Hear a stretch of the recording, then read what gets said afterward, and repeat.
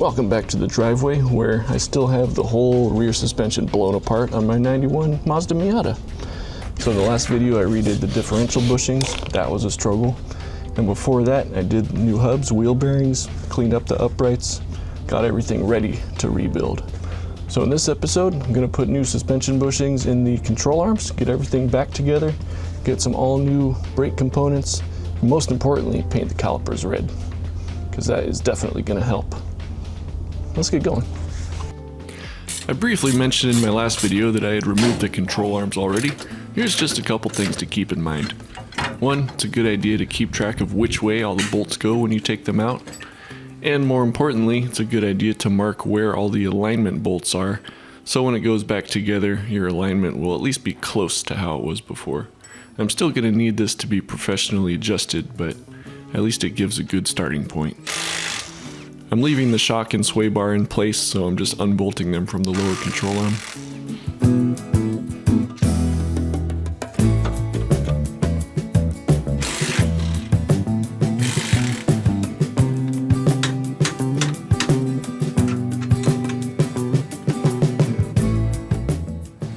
Look how good this hardware is still. Not bad. Not bad at all.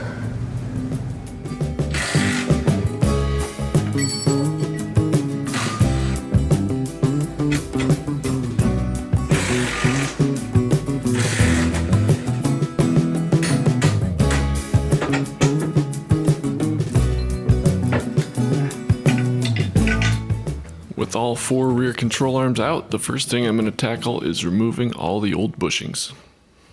Sometimes the best way to do this when space is limited is to get the right size bolt and spacer, the right combination of washers, to end up with a setup like this, where you basically use the bolt and washers to push the bushing from one side into the spacer on the other side.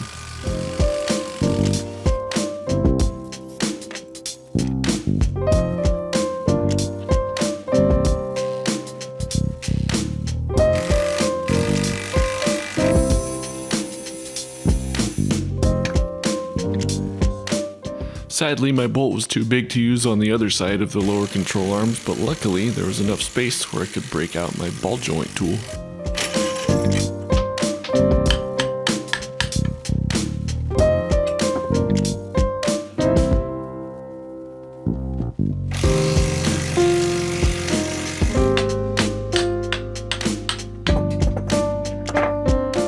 The upper control arms were barely wide enough to fit inside the tool, but I made it work.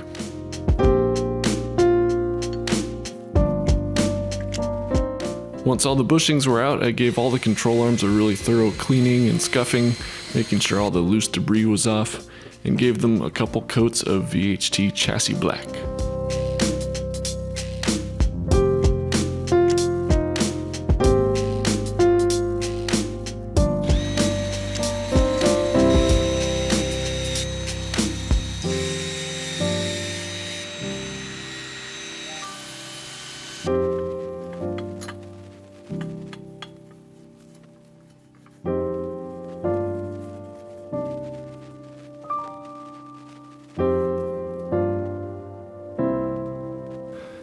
It wasn't really necessary to repaint these control arms, but I'm glad I did. They look nice and fresh and ready to receive their new bushings.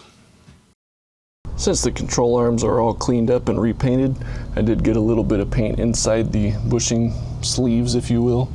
So I'm going to attack them a little bit with a little wire wheel, get them all nice and clean and smooth so I can grease them up and get the new bushings in.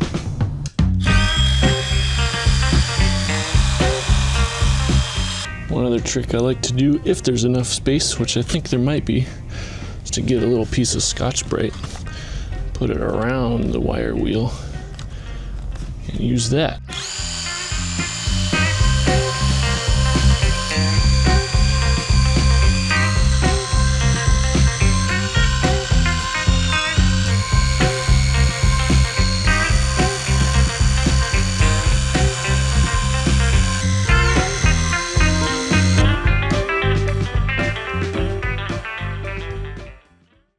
So what kind of bushings am I going to use? Well, same as the diff, I'm going to use these from SuperPro.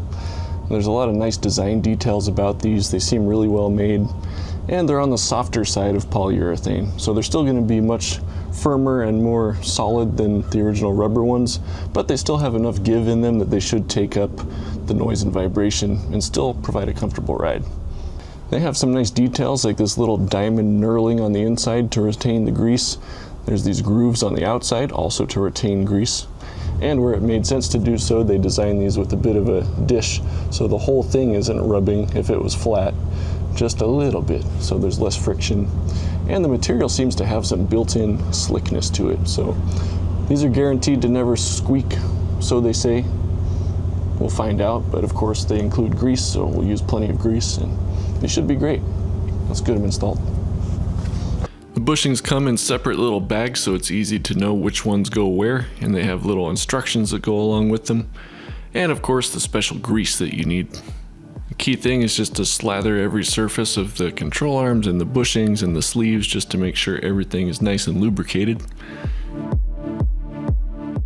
And then I resorted to the old screw jack technique to get these installed.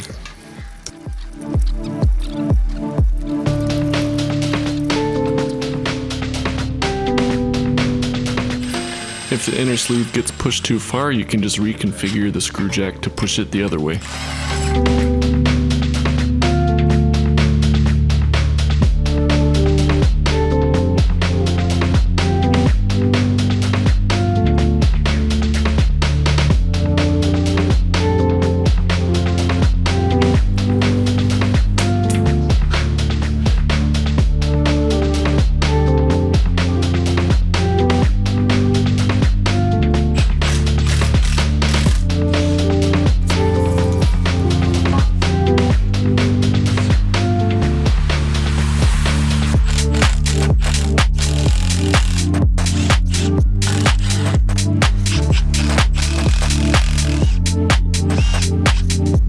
The upper rear control arms as well as the uprights are a lot easier.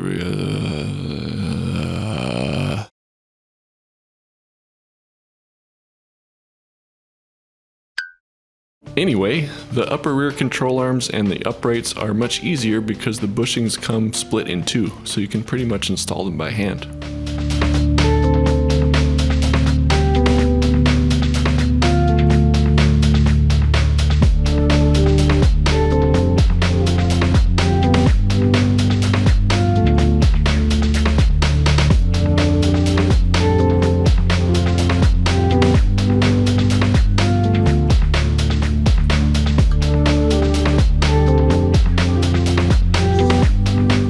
If you still have some grease left over, it's not a bad idea to smear some inside the subframe where the control arms pivot. One other thing I like to do sometimes is to coat the bolts with some fluid film. It's a protective wax that should prevent them from corroding. But with that, it's finally time to reinstall the control arms. Just a matter of bolting everything back up, torquing everything to spec, and trying to get the alignment bolts as close as possible to how they were before. Like I said earlier, I'm still going to need a professional alignment, but this should get me down the road.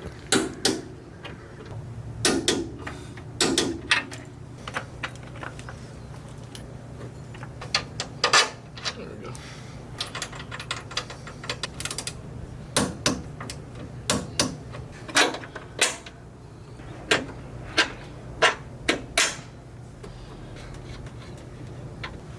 Unlike the original rubber bushings, it's okay to torque these without weight on the suspension because the inner sleeves are separate from the bushings, so they just rotate freely.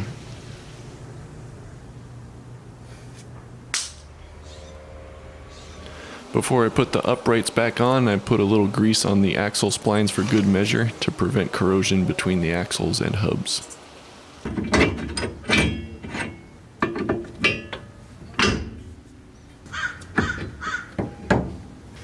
These new bushings came with some washers for the lower control arm outer bushings, so don't forget them.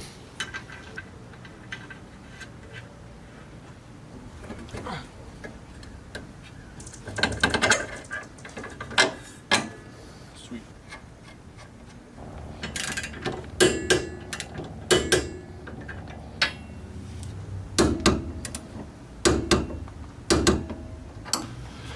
Decided not to put any background music here, so I'm curious what you guys think. I know some channels use no music whatsoever. Other channels have music the whole entire time. I don't really know. What's better? Let me know if you have a preference.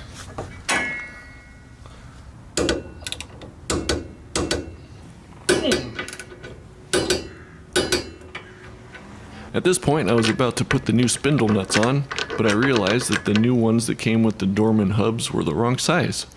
So this will have to wait while I order some new ones. Meanwhile, there's plenty of work left to do in the brakes department.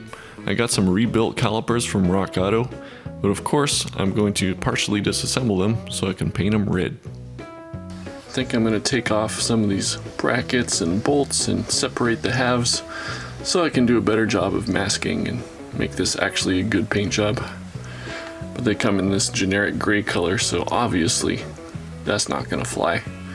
Gotta make these red.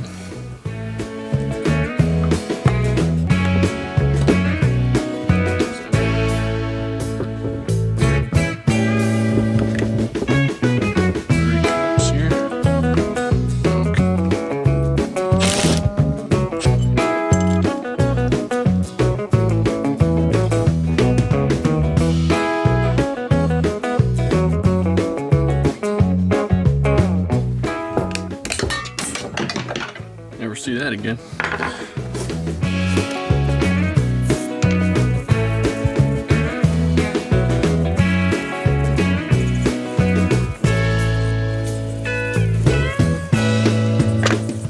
And now to do a whole bunch of masking. After that, of course, I gave everything a good scuffing down with a red Scotch-Brite pad, wiped everything with wax and grease remover to get everything ready to spray. Introducing the shake weight.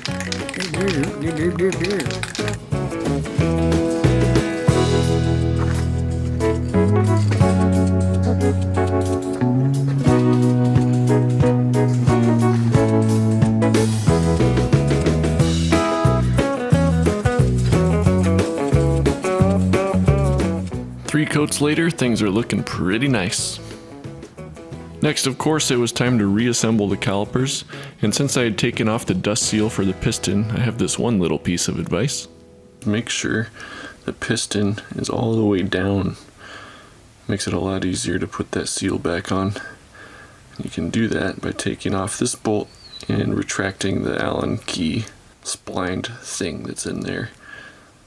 You can move the piston all the way down, and the seal is relatively easy to get back in. Anytime I get paint in threaded holes, I like to put a wire brush and a drill, and that makes short work of cleaning out the threads.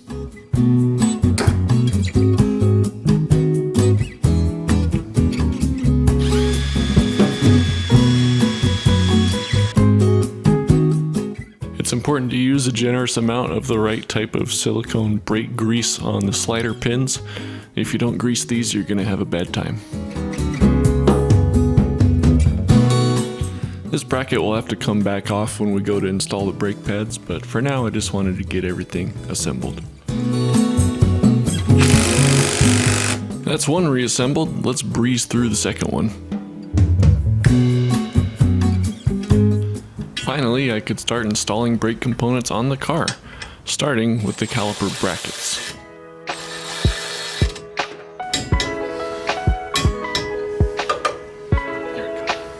And these are the brake pads I'll be using, EBC RedStuff, partly because this compound is perfect for the type of driving I'll be doing, but mainly because they're red and they'll match the calipers.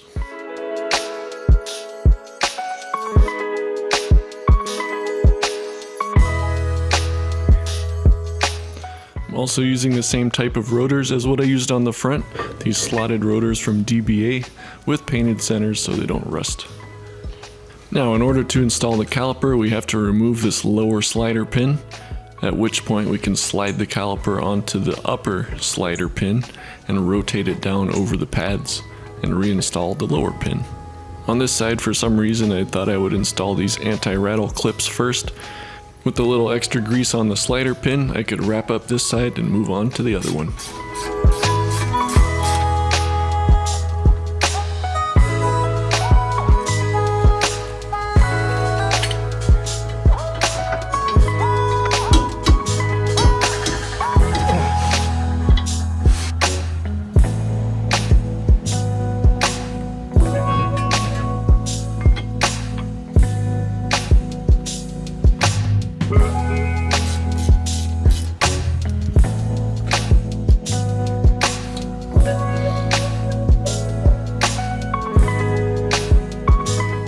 Okay, so probably the next thing I should do is adjust the piston in here.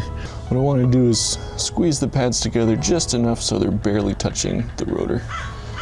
So to do that, I'll take off the cover bolt on the back, and there's a 4mm Allen down inside there that will push the piston out just enough.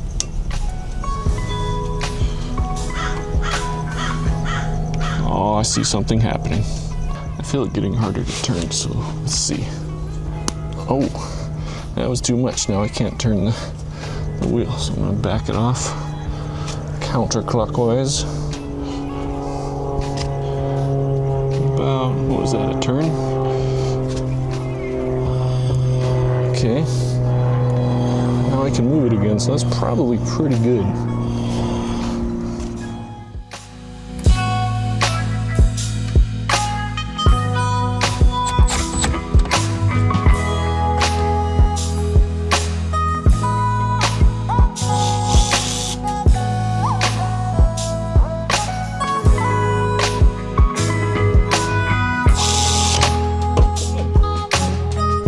Okay, I think we can actually get the parking brake cable reattached now.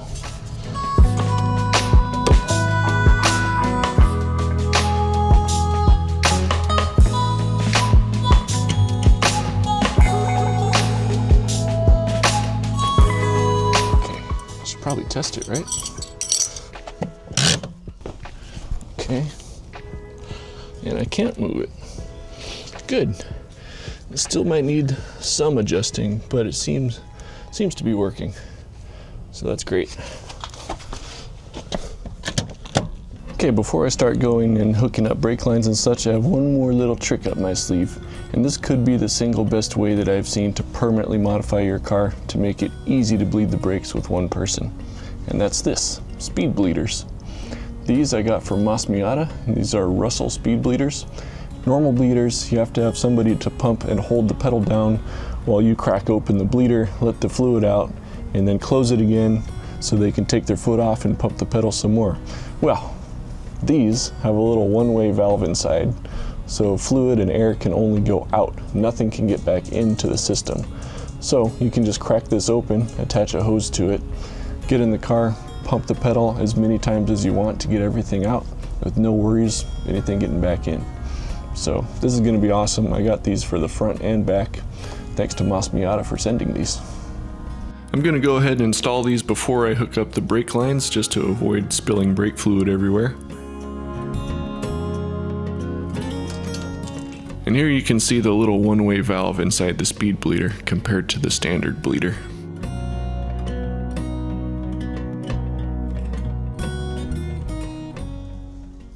So much like I used on the front, I got this set of Cobalt braided stainless steel brake lines, which should help give a firmer pedal.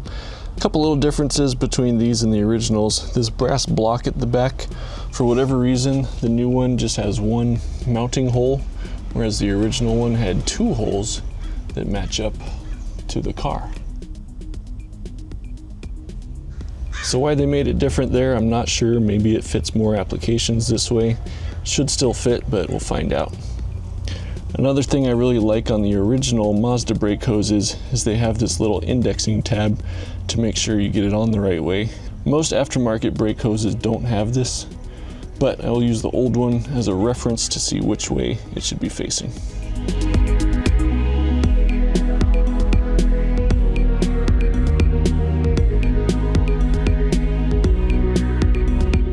This top line is a crossover tube that goes over to the left-hand caliper. So when we go to bleed the brakes, we'll actually want to bleed the left side first because it has the longest distance to travel from the master cylinder. But since this line's totally empty, no problems there. I guess I will attempt to start screwing this one in. Okay. Now, this front line, I don't know if you'll be able to watch me do it because I have hands and they need to go in front of the camera. It's threading. Now I'll get it on there.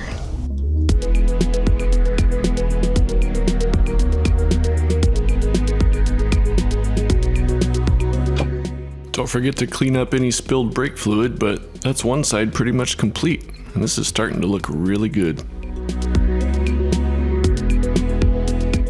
Let's finish up the other side, and then we can put those speed bleeders to use.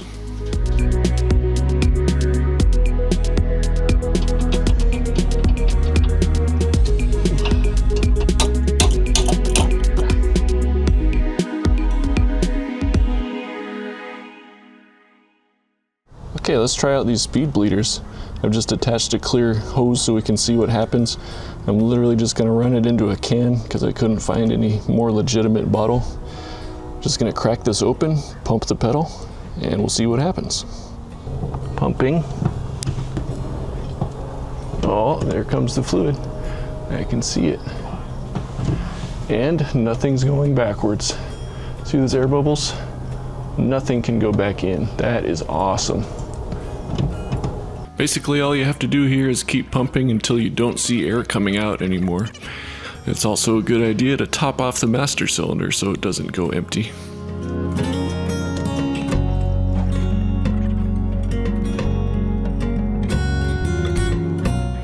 I'm happy with that. Pedal feels good. Not seeing any more bubbles. So, let's lock it down. The first caliper you bleed always takes the longest because the entire line from the front of the car is full of air, but once you get that filled up, the second caliper goes a lot easier.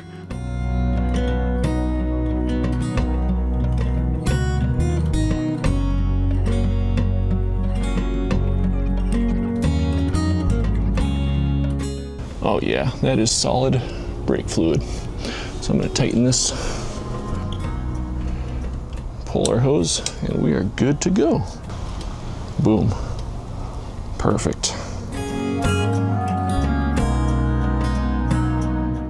While I was at it, I did go on right ahead and install the speed bleeders into the front calipers and gave them a little bleed as well.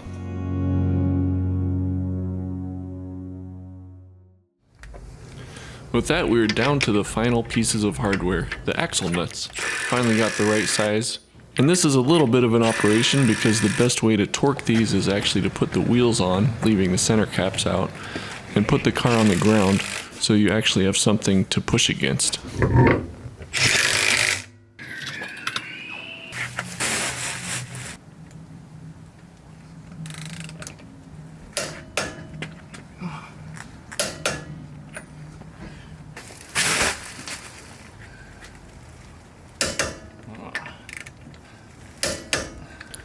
With those torqued, I had to take the wheels off once again so I could stake the axle nuts into the notches in the axles. This is a pretty important safety step just to make sure these nuts don't back off by themselves and cause your wheels to fall off.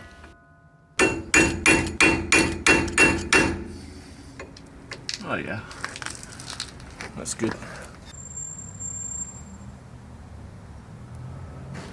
And just like that, this project is finally done. Wheels are back on, and man, it looks nice to see those red calipers behind the wheels.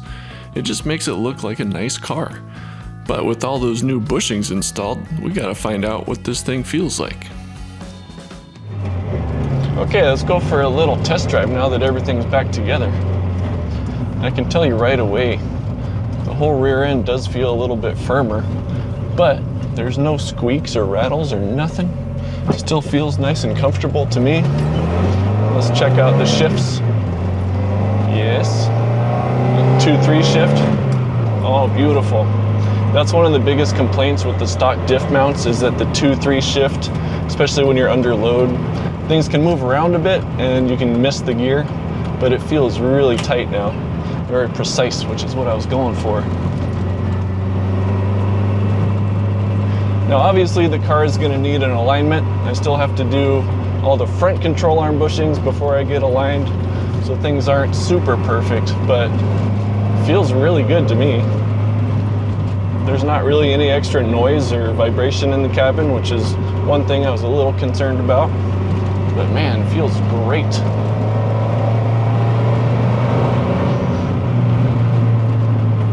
I think I made the right choice with those bushings. Still very happy with the Coney yellow shocks. As some of you know, I have those on my Opal as well. Really like them. Okay, we got a braking test coming up. Let's see if my refurbished brakes feel good. Yeah, they feel good to me. Maybe a slight improvement. It's great to drive this thing again.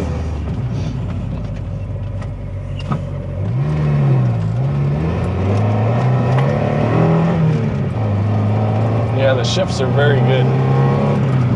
Oh yeah, especially that 2 to 3. There's no problem slotting it into gear now. I didn't have that much trouble before, to be fair, but now it does feel more precise.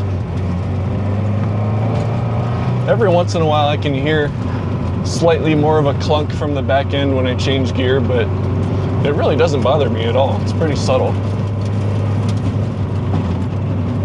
Yeah, handling wise, I can feel that the rear end is a lot more just held together. I don't know how to describe it. It's tight, but it's not harsh or uncomfortable at all. It just feels like everything is geometrically held in its rightful place.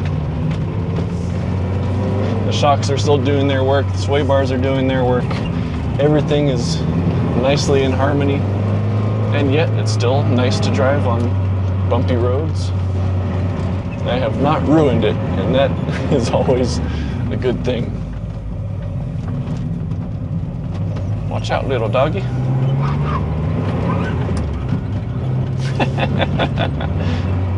Well, this really makes me look forward to doing the front control arm bushings and a few other things I have planned for the front end, just to make everything underneath this car that has to do with handling brand new.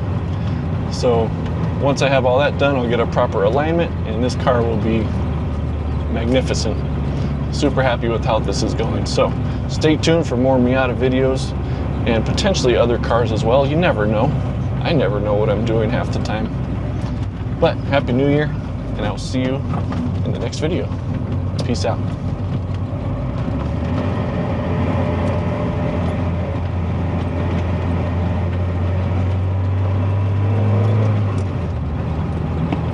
That's assuming I actually finish editing this video sometime by January.